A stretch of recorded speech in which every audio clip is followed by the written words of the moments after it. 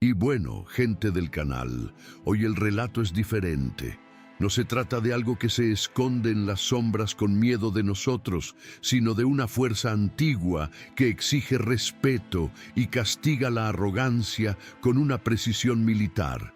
Estoy hablando de los Tengu, los guardianes alados de las montañas, conocidos tanto por su sabiduría estratégica como por su temperamento explosivo.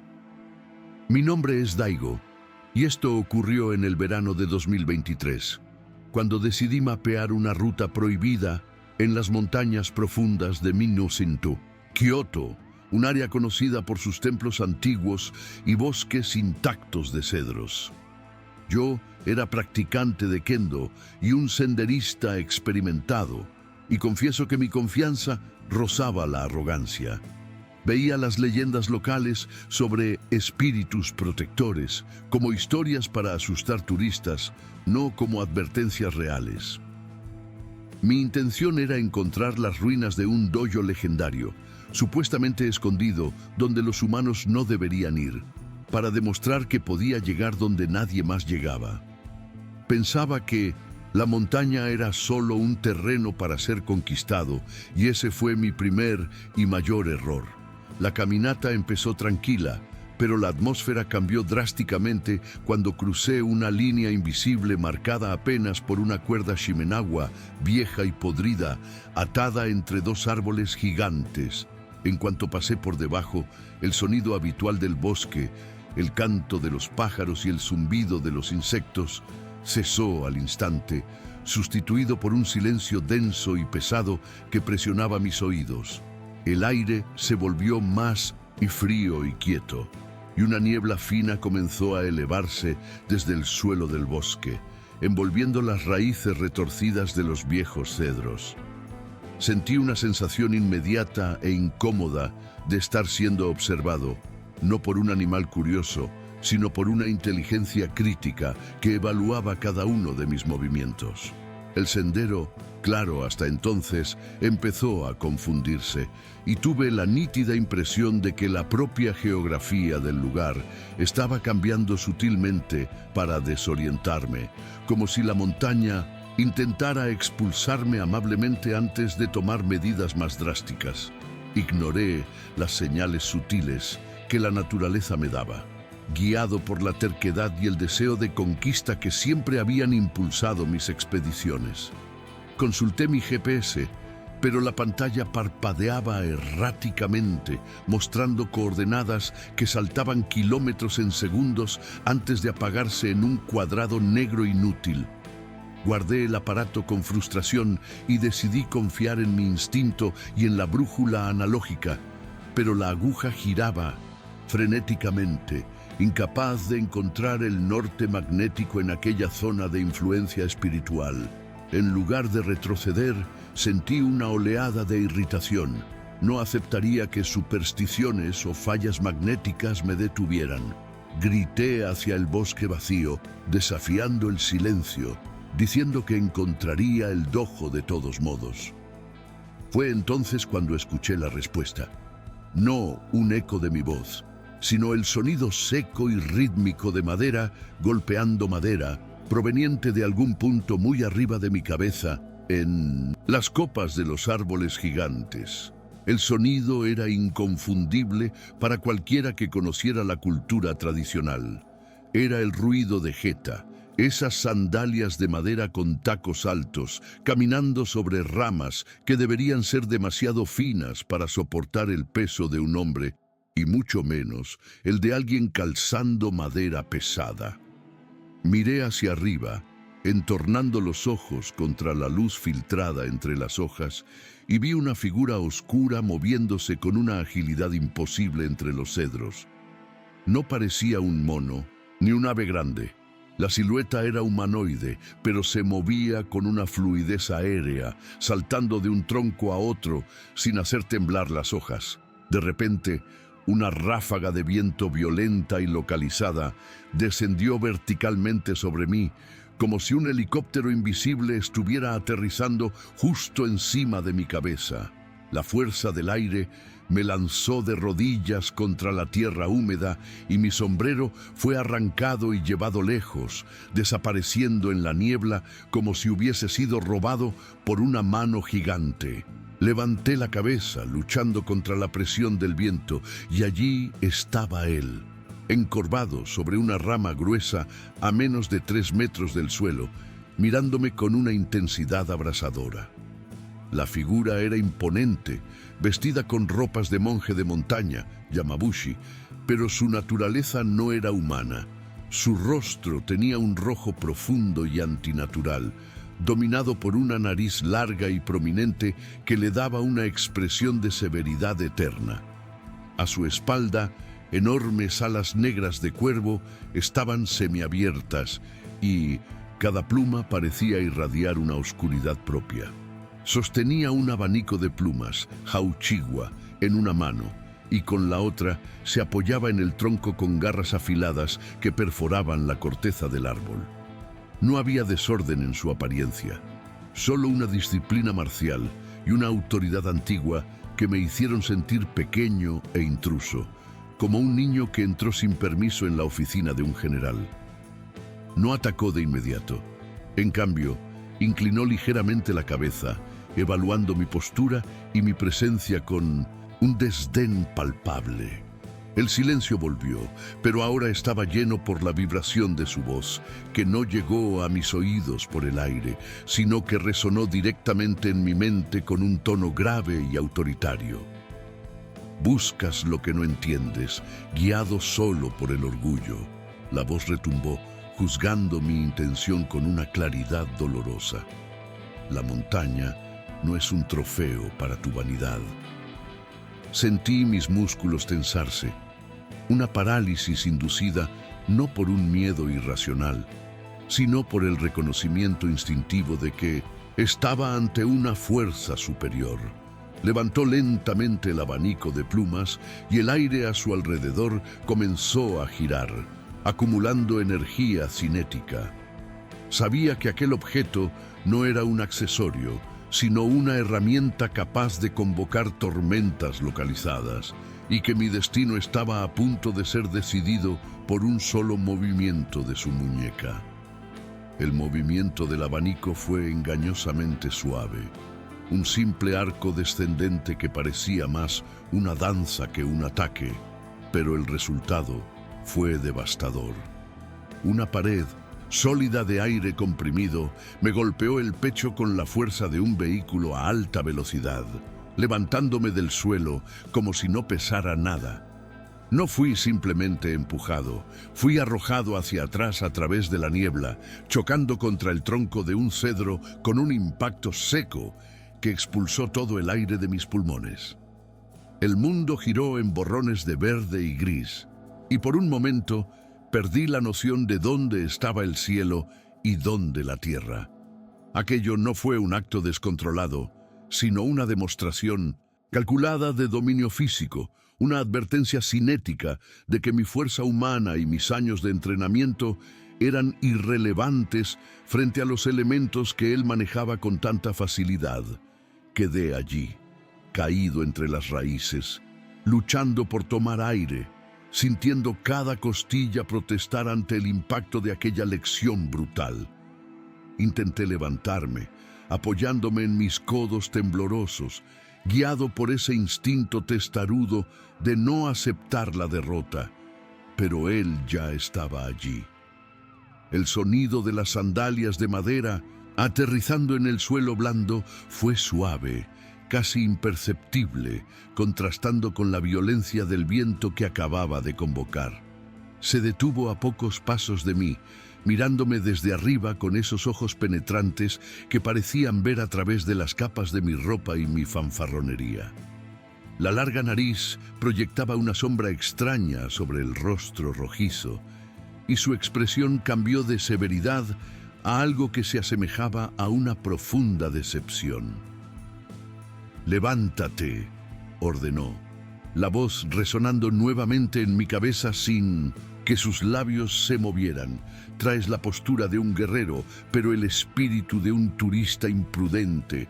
Muéstrame si tu disciplina es real o solo una fantasía que llevas puesta. No estaba cazándome, me estaba evaluando, convirtiendo aquel encuentro aterrador en un examen final para el que no había estudiado. Obligué a mi cuerpo dolorido a ponerse de pie, ignorando las protestas de mis costillas y el temblor en mis piernas, pues el orgullo herido hablaba más alto que el sentido común en ese momento. Agarrando mi bastón de senderismo con ambas manos, asumí la postura básica del kendo, el arte que había practicado durante años en la comodidad de un gimnasio climatizado. En mi mente, yo era un guerrero enfrentando a un oponente, no un humano desafiando a una fuerza de la naturaleza. Con un grito que intentaba ocultar mi miedo, lancé un golpe diagonal descendente, apuntando al hombro de la criatura, poniendo todo mi peso y técnica en el movimiento. Fue un ataque limpio, rápido y preciso.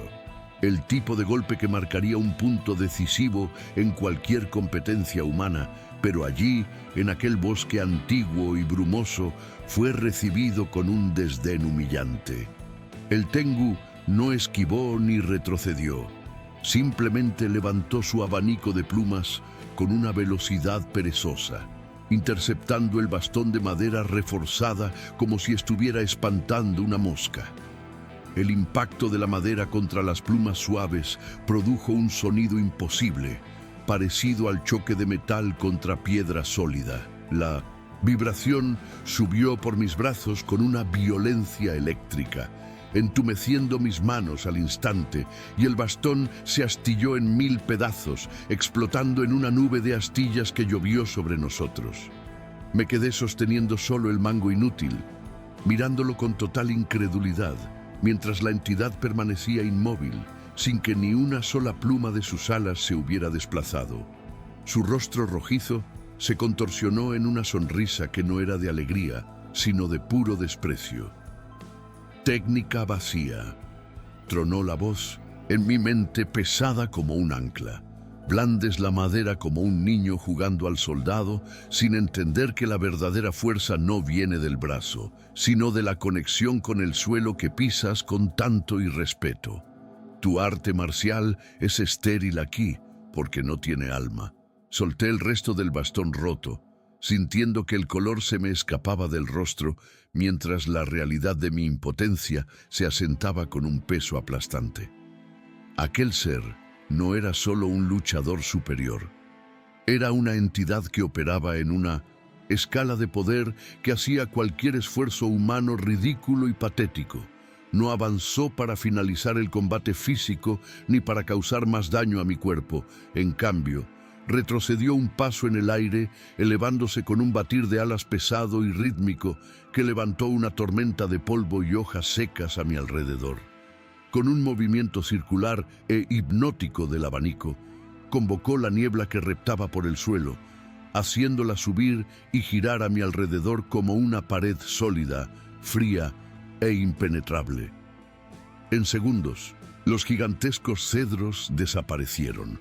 El cielo se desvaneció y quedé atrapado en un domo de blancura absoluta, perdiendo completamente la referencia de dirección, altitud y tiempo, aislado en un limbo sensorial creado por su voluntad.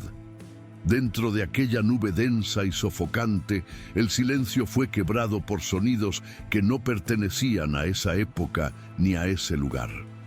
Comencé a oír el clangor distante y metálico de objetos colisionando, gritos apagados de esfuerzo extremo y el trote pesado de muchos pies, como si un ejército fantasma estuviera marchando y entrenando a mi alrededor, invisible dentro de la bruma.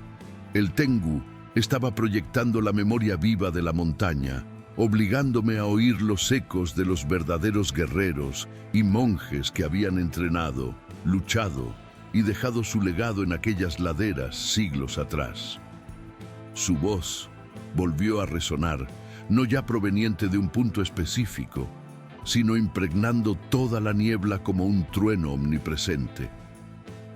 Juegas a la disciplina en pisos pulidos y seguros, Pero no conoces el peso del verdadero conflicto ni el sacrificio que esta tierra sagrada exige, entonó con una severidad que hacía vibrar mis huesos. Siente la presión de la historia que intentaste invadir con tu curiosidad vulgar. Eres pequeño, Daigo, y tu arrogancia es lo único grande que has traído aquí. La niebla turbulenta comenzó a girar más rápido, transformándose en un vórtice vertiginoso que arrastraba mis sentidos hacia el centro de una tormenta visual. Cerré los ojos, mareado y nauseado, sintiendo el suelo bajo mis pies oscilar como la cubierta de un barco en un mar embravecido.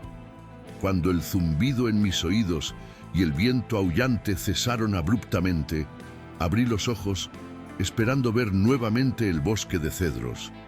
Pero lo que vi me hizo congelarme, con un grito atrapado en la garganta. El bosque había desaparecido. Ya no estaba sobre el suelo seguro. Estaba de pie sobre la punta de una roca estrecha y sobresaliente, proyectada sobre un abismo profundo y brumoso que parecía no tener fin. El viento aquí era real y cortante, amenazando con desequilibrarme con cualquier movimiento en falso. El Tengu flotaba tranquilamente en el aire vacío frente a mí, batiendo sus alas negras con una cadencia lenta y poderosa que lo mantenía suspendido sin esfuerzo. No me sostenía ni me empujaba, solo me observaba, permitiendo que la gravedad y mi propio miedo hicieran el trabajo de humillación. Miré hacia abajo, hacia la caída vertiginosa que se abría bajo mis botas desgastadas, y sentí una náusea abrumadora. Me había transportado o guiado a través de ilusiones al punto más alto y peligroso de la montaña, un lugar donde la arrogancia de conquistar el terreno se convertía en una sentencia de caída inmediata. Aquí está tu trofeo. Su voz resonó, fría y distante, la cima del mundo, donde un paso en falso es el final de toda tu técnica y fanfarronería. ¿Querías ver lo que estaba escondido? Mira la fragilidad de tu propia existencia ante la caída. Mirando aquel vacío, blanco e infinito bajo mí, sentí que mi arrogancia se evaporaba como rocío bajo el sol de la mañana. Mi búsqueda obstinada del dojo legendario, mi obsesión técnica por mapear lo inexplorado, todo me pareció infantil y profundamente irrespetuoso ante la magnitud real de aquella caída. Comprendí, con la claridad que solo el miedo absoluto puede traer, que el verdadero maestro de esa montaña no habitaba una construcción de madera y papel, sino que era la propia tormenta, la roca sólida y el precipicio. Mis rodillas cedieron, no por debilidad física ni por el cansancio del sendero, sino por una sumisión espiritual que nunca había experimentado en toda mi vida. Allí, en el borde inestable del abismo, incliné mi cabeza hasta que mi frente tocó la piedra fría y húmeda, ignorando el viento cortante que aún intentaba desequilibrarme, y susurré una disculpa sincera, no solo para el ser alado frente a mí, sino para la tierra sagrada que había tratado como un simple parque de diversiones. Personal, la respuesta a mi gesto de humildad fue inmediata y absoluta, alterando la realidad a mi alrededor una vez más. El viento aullante cesó de manera instantánea, como si alguien hubiera cerrado una pesada puerta contra una tormenta, y la presión atmosférica aplastante que pesaba sobre mis hombros desapareció, dejando solo el aire fresco y ligero de la altitud. Levanté los ojos lentamente, esperando ver el juicio final o sentir el impacto del abanico. Pero la figura imponente del Tengu había retrocedido hacia las sombras de las nubes que se disipaban. Su voz, ahora desprovista de aquella severidad que hacía doler mis dientes, susurró por última vez, traída por una brisa suave y restauradora que olía a pino y lluvia antigua. El respeto es la única llave que abre las puertas de este lugar, Daigo. Lleva esta lección grabada en tu memoria, porque la próxima vez que cruces la frontera sin permiso, el viento no será tan misericordioso con tu destino. y con un poderoso batir de el haz que resonó como un trueno lejano, se disolvió en la niebla, dejándome solo y temblando en la cima del mundo.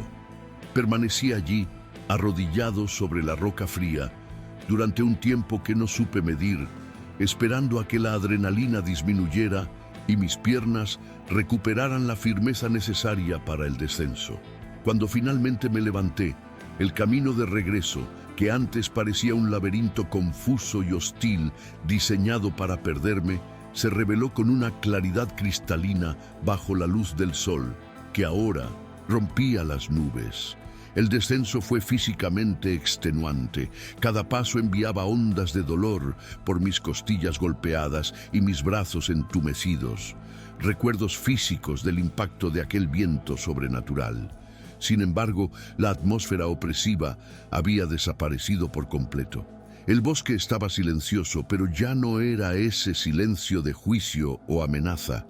Era una indiferencia majestuosa, la quietud de un gigante que había espantado a un insecto molesto y regresado a dormir. Ya no era un invasor que debía ser expulsado, solo un visitante insignificante al que se le permitió salir con su integridad, siempre que mantuviera el respeto recién adquirido. Al cruzar nuevamente la línea marcada por la vieja cuerda Shimenawa, sentí un cambio físico en la presión del aire, como si hubiera salido de una cámara hiperbárica y regresado al nivel del mar. El sonido de los pájaros y el zumbido de los insectos regresaron gradualmente, llenando mis oídos con la normalidad reconfortante de la naturaleza mundana. Llegué a mi coche, estacionado al pie del sendero, y caí en el asiento del conductor, cerrando las puertas con una urgencia instintiva, aunque sabía que ninguna cerradura humana podría detener lo que habitaba en aquella cima. Mis manos temblaban tanto que tardé varios minutos en poder girar la llave en el contacto. Encendí la calefacción y miré al espejo retrovisor, esperando encontrar aquella figura alada, observándome desde el borde del bosque. Pero solo había árboles balanceándose suavemente en el viento común, guardando sus secretos en las sombras profundas donde la luz no alcanzaba. Regresé a la ciudad en un estado de shock automático, conduciendo por las carreteras sinuosas sin realmente registrar el paisaje, guiado solo por la memoria muscular y el deseo urgente de estar entre paredes seguras de concreto. Cuando finalmente llegué a mi apartamento y cerré la puerta tras de mí, fui directo al espejo del baño, quitándome la camisa rasgada y sucia de tierra con manos que aún temblaban. Lo que vi reflejado en mi pecho me hizo perder el aliento nuevamente, confirmando que aquello no había sido una alucinación causada por la altitud. No había solo el morado difuso de una contusión común provocada por la caída contra el árbol. Había una marca nítida, geométrica y perturbadora dibujada en mi piel con hematomas oscuros. Era la forma perfecta y detallada de un jauchiwa, el abanico de plumas que la entidad llevaba, estampado en el centro de mi esternón como un sello oficial de reprobación dejado por una autoridad superior. Aquella marca no era solo un vestigio físico del impacto, era una firma, una prueba imborrable de que había sido tocado, medido y juzgado por algo que trascendía completamente las leyes de la biología y la física humanas. La recuperación en las semanas siguientes fue lenta, no tanto por el dolor en mis costillas, sino por la mente que necesitaba reajustarse dolorosamente a una nueva realidad donde mi orgullo ya no tenía lugar. Abandoné por completo la búsqueda obsesiva de mapas secretos, senderos prohibidos y dojos perdidos. Aquella ambición de conquista, que antes era mi combustible, ahora me parecía vulgar, infantil e increíblemente peligrosa. Continué practicando kendo, pero mi enfoque en el arte cambió de forma radical y permanente. Antes, buscaba la victoria rápida y la exhibición técnica para impresionar. Ahora busco la conexión silenciosa con el suelo y el respeto absoluto por el oponente, recordando siempre aquel golpe invisible y humillante que quebró mi bastón y mi ego con tanta facilidad. Mis compañeros de entrenamiento notaron el cambio, comentando con frecuencia que mi estilo se volvió más pesado, sombrío y contenido, pero nunca expliqué el verdadero origen de esa nueva postura silenciosa. ¿Cómo podría decirles que mi disciplina no fue forjada por un maestro humano en un gimnasio, sino por el vendaval de un guardián alado que me perdonó un destino peor en la cima de un precipicio? La marca morada, en forma de abanico, desapareció de mi piel después de unas semanas, pero la sensación de peso en mi pecho nunca me abandonó por completo, especialmente en los días en que la presión atmosférica cae antes de una tormenta. Cada vez que el viento sopla más fuerte contra las ventanas de mi apartamento o escucho el crujido de los árboles en un parque, siento un escalofrío involuntario recorrer mi columna vertebral, una respuesta condicionada que mi cuerpo desarrolló para reconocer la autoridad de los elementos. Guardé el mapa topográfico de esa región de Kioto, pero me aseguré de dibujar un grueso círculo rojo alrededor del área donde el sendero desaparecía, escribiendo la palabra respeto en letras grandes al lado. No es un recordatorio de dónde no ir, sino un monumento personal a mi propia insignificancia. Una prueba de que existen fronteras geográficas y espirituales que no fueron diseñadas para ser cruzadas por pies humanos. No importa cuán avanzada sea nuestra tecnología o cuán inflado esté nuestro ego de explorador. Así que aquí queda mi advertencia para quienes gustan de aventurarse por senderos antiguos o buscar lo desconocido en las montañas sagradas de Japón. La naturaleza no es solo un escenario pasivo para sus conquistas personales o fotos de redes sociales. Existen guardianes antiguos observando desde las copas de los árboles, entidades que valoran la humildad por encima de la fuerza y que poseen medios muy directos y dolorosos de corregir la postura de quienes entran en sus dominios con la actitud equivocada. Si están en el bosque y el viento se detiene de repente, o si escuchan el sonido seco de sandalias de madera caminando sobre las ramas encima de sus cabezas, no intenten ser valientes y no busquen la fuente del sonido. Solo deténganse, inclinen la cabeza en señal sincera de reverencia y retrocedan lentamente por el camino por donde vinieron. Créanme, la disciplina impuesta por el abanico de un tengu es una lección que prefieren no aprender en carne propia, porque no todos tienen la suerte de recibir solo una advertencia y volver a casa caminando. Si te gustó esta leyenda urbana de Japón, deja tu like y compártela con tus amigos. Y si quieres descubrir nuevas historias, sigue el canal y activa la campanita.